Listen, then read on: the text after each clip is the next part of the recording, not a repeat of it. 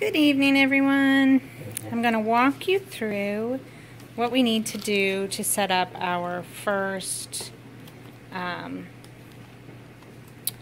robin, and this is about the preparations you need to do for your chart. Now you'll have to excuse me, I'm trying to do this with one hand and it's not very easy.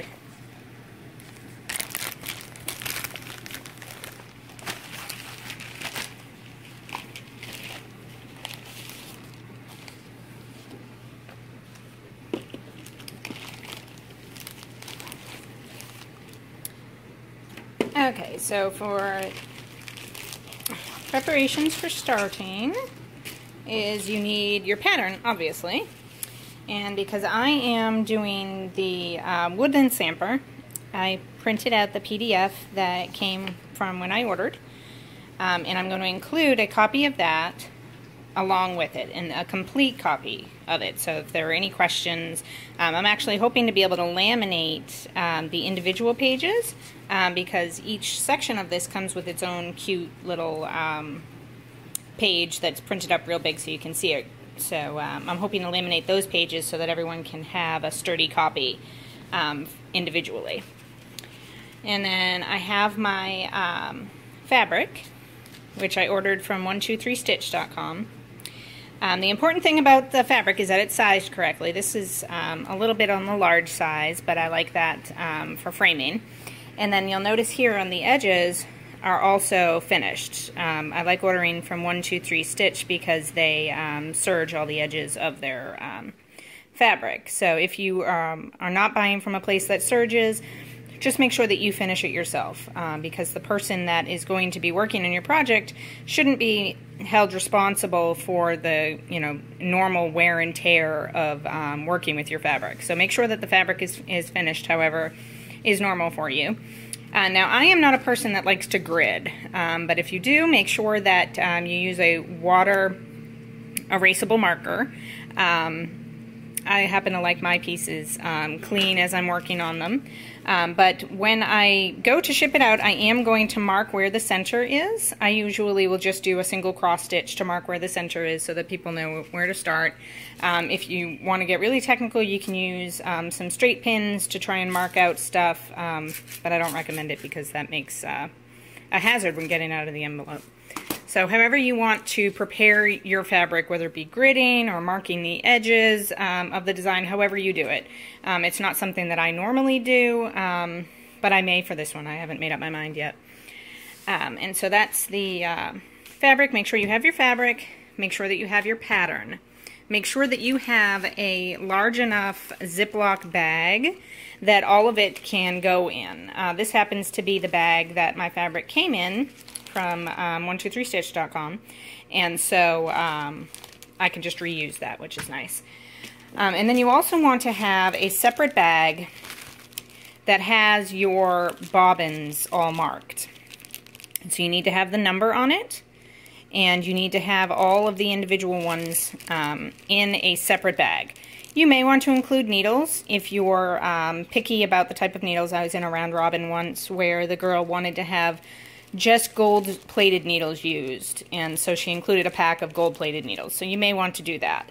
But please make sure that you bobbin or somehow gather up your fabric so that it's not going to get lost or somehow messed up in shipping. And you'll keep all of that in a separate bag so it can't get lost. Again, plastic bags, they work out great. And then when it comes time to marking out your actual pattern, this is the pattern for my project. So what I've done is, because there are going to be 10 people in the round robin, each leg of the round, has a number. The first leg, the second leg, the third, the fourth, the fifth, the sixth, and so on. And then this one I'm marking because it's one extra little square. I'm going to do that square. It's marked Jen. So that one's coming home to me, and I will work on that. I'm also going to include this in here so that people know on each leg of the round what section they're going to be working on. So let's say you're working on the first leg. So you're in number 1. You're then going to come in here and you'll be like, okay, I'm the first leg. Okay, that's what it's going to look like when it's all done. And that's my pattern. So you need to make sure that you're working on the part that corresponds to the leg of the round that you are in. So I always mark up this pattern to be able to show people that. Now, you may be the type that's like, but I already started this and I've done numbers 1 and 2 already, or I've done 1 and 6 already. Well, that's fine. So you can do what I did here and just cross that section out because they're already done. And then mark up a copy of this, especially this is easy to do with Frosted Pumpkin because it's a PDF and you can print it out. And you can mark on it. For something that's more finished, that's not as easy to do. But I will usually make a photocopy and include it anyway. So whatever parts you want, just divide it up into 10 parts. If you find, you know, especially even for these, you may find that a block like number 3, you want to split it up for 2 people. Well, if that's the case, then you're going to have to take a marker and very carefully mark out exactly where you're splitting that. That way people will know. And then you want to also, you know, take a note in here and write down instructions for everyone. I haven't done this yet, but in the instructions, you know, it'll be just a welcome to my project type of letter where you'll be able to tell people, hey, thank you for working on my project. I'm looking forward to working on yours. I have some special instructions for you. Please don't, you know, it's one of the rules not to eat or drink around the projects, but you may want to reiterate that, or, you know, please make sure that all of my stitches start from the lower left and go to the upper right. You might have a preference for which way your stitches go. Or you may want to include something like on each one of these, now this is something that I have had in rounds before, on each block I want you to please take a section and stitch small your name, because I want to know which person was part of creating this, you know, the artwork for my home. A lot of rounds will do that, where they want to have you stitch your name in small. So if I was going to do that, I would probably grab the little corner of the pattern and just stitch J-E-N. That way people will know who it is. I'm probably not going to do that for this one, but you can feel free to ask for that. That's actually perfectly typical. And if you find in here, especially from looking at the keys, that you have a lot of one color, let's say if we had a lot of 310 that was being used in this, I would probably, you know, go into my stitching box. Which one has my 310? This one. And I've got a whole bunch of 310 in here, so I will probably grab this and be like, okay, so there's a lot of 310 being used in here, so I'm going to include 2 of these. Or, you know, you may find that something else may come up. Include that in the letter that you write to people, saying, hey, if you ever are running low on any thread, please email me, or please post to the Facebook group, or please, you know, let me know. I will buy the floss and send it to you, or I will reimburse you for the floss, or I will do something to say thank you, because you never know, you know, what might come up.